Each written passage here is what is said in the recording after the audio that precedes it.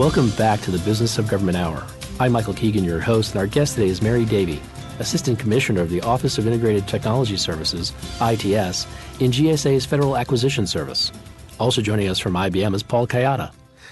So, Mary, when you look at IT spending in the federal space, a closer look at it, it looks like it's reduced or maybe sort of flat. And I was interested when preparing for the interview, you have a formula that you've espoused for the smarter IT spending. Could you tell us a little bit about that, and what are the key features of it? It really comes down to, I think, a few key things.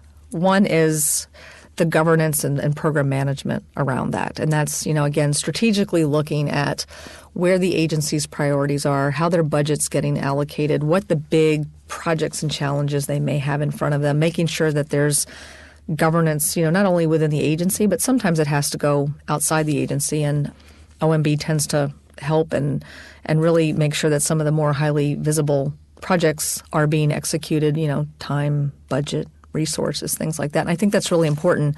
And the collaboration across government, because a lot of what we work on, another agency may have had, a similar project, and just the collaboration there, the CIO Council coming together to help through some of that. So the governance, the collaboration there is certainly a big one. I talked earlier about changing the acquisition environment and process to match the technology shifts and changes. And that, to me, we haven't solved that one yet, but we have to be more agile and flexible and really get into modular development with IT. I think what some of that sometimes means is we're going to do things maybe in smaller chunks, and either it's successful in 4 to 6 months and we move on to the next phase, or it's not and we change and we move forward. So some of these IT projects, traditionally, it takes years to get awarded on a contract, and then it takes years to actually go through development and implementation and deployment, and we just can't afford that anymore, especially, with some of our success rates.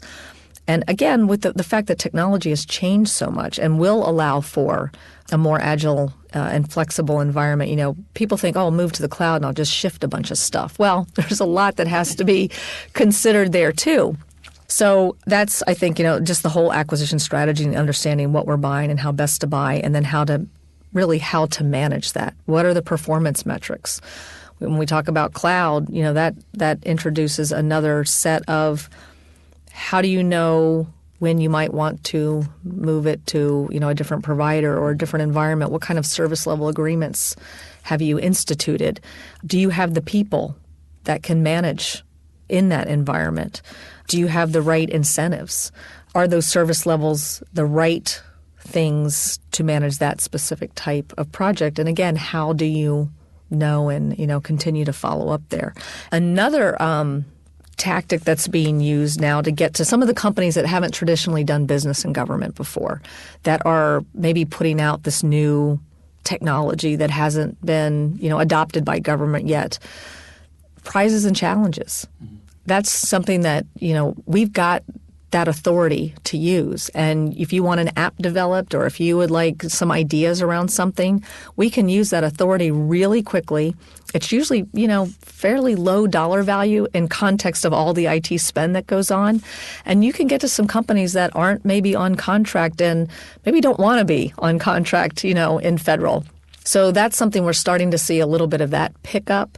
Again, it's just a different way of thinking about getting a different solution or a new idea, but something maybe small and quick that you could then build upon. I think that's absolutely critical. Strategic sourcing. We as a government, we've been at this now 8 years, and we're making some great progress with it. Strategic sourcing helps solve a lot of that. If we come together, jointly define requirements, and believe me, it's not just that simple.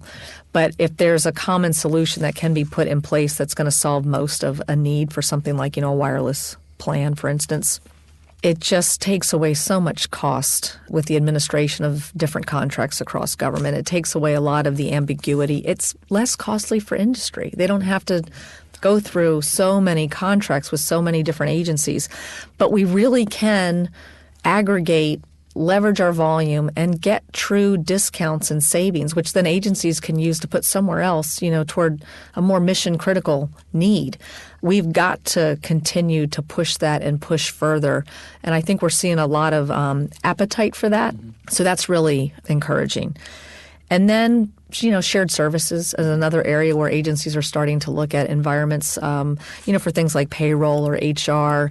And we don't, again, all need to be replicating different systems and services there. So if somebody wants to take that on and be the lead, and we've seen that with a lot of the agencies, and be the payroll provider or the HR systems provider, I think for those kind of, back-end base systems and processes, that's the way to go. So there's a lot that we can do, a lot that is going on, and we are seeing, a shift, which has over time, I think we'll see even more of that. Well, Mary, you're a big proponent of social media technology in government acquisition. What is your vision for what this technology can accomplish in this area? That keeps evolving as well. When social media really started to take off a few years ago with the technology and the ability to connect people and maybe bring people together that wouldn't otherwise been able to, get together or even know that someone else in another country existed. We started to look at how to leverage really the collaboration side of that to help agencies share information either with each other or with industry, or to get input to create, some transparency and participation in the acquisition process. And I'm just really passionate about this topic because it can just, I think, continue to grow in ways we probably haven't even thought of yet. So one of the first things we did was figure out what kind of technology solutions would help us at different parts of the acquisition process. So as you're doing requirements gathering, for instance, at the very beginning, you can use all kinds of technology. You can use wikis, you can ask questions on Twitter, you can create a site like we have on GSA.gov called Interact, which we did for our OASIS program, and we're doing it for our Alliant follow-on contracts, where we just sort of put out general questions. This is what we're looking to do. Help us shape it. So that whole collaboration platform is something else that OMB picked up on for the 25-point IT reform plan. It's actually number 25 in the plan. And they asked us to create a platform and a toolkit. And so we looked at the different phases of the acquisition process and how different kinds of technology could help enable that and really get us not just better requirements and more access to a broader industry base, but a better outcome at the end of what it is we were trying to buy. So we used it on data.gov. We used it on FSSI Wireless. We had all kinds of industry and government help and input on some of our wiki sites and just response on, creating something that we probably would have created in, what I say the traditional manner. People in the room and they're talking, and there's nothing wrong with that, but just the access becomes worldwide. Talking to people in the UK and Australia, literally, that had done some similar work, and then, meeting them in person and talking with them. This kind of technology just, I think, really provides us with limitless opportunities and how to meet some of those objectives for, better IT and better acquisition. Since acquisition is a fiduciary responsibility, the federal government must conduct all its acquisition services with complete impartiality. Could you elaborate a little on the efforts being pursued to ensure procurement integrity? Absolutely. Again, another huge focus of Tom and everybody in FAS, because that's just so critical to the trust factor and our ability to get great relationships and partnerships with government and industry.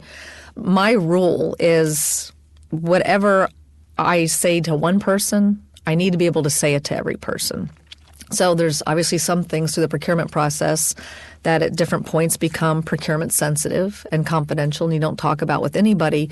But up until that point, I truly believe in being as open and forthcoming and having dialogues as we possibly can, because that's how you've got to share information if you want industry to give you the best solutions that they have. If you're limiting the information you're providing, they're going to have to sort of guess, at what you're after or what you want or what the requirement looks like. So everybody should be treated fairly, and there's a lot of ways to do that. If you're going to have one-on-one discussions with a company, you'd better be saying the same thing to each company.